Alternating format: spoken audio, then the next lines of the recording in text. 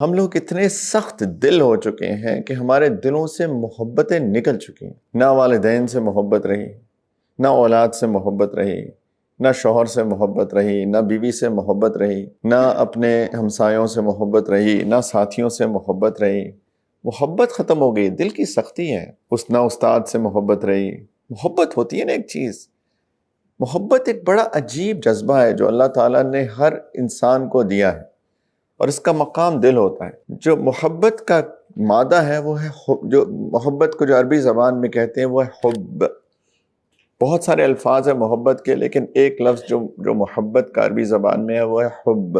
بہت پیارا لفظ ہے حب، اور حب یہ اسی مادے سے ہے جو کہ حب ہے۔ حبن، دانے کو، بیج کو، سیڈ کو حب کہتے ہیں۔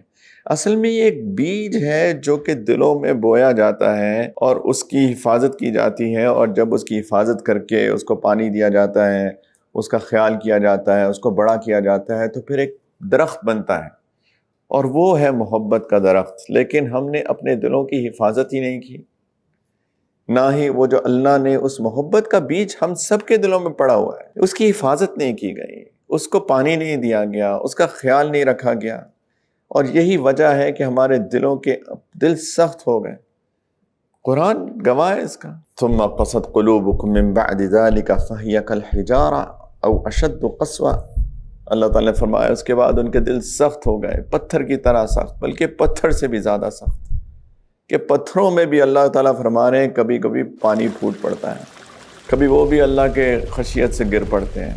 تو اللہ تعالیٰ فرما رہے ہیں پتھر بھی تمہارے دلوں سے بہتر ہو گئے، تمہارے دل تو پتھروں سے بھی سخت ہو گئے۔ اور یہ بہت خطرہ ہے، یہ جیسے میں بار بار عرض کر رہا ہوں کہ بہت خطرہ ہے کہ ہماری محبت ختم ہو گئی۔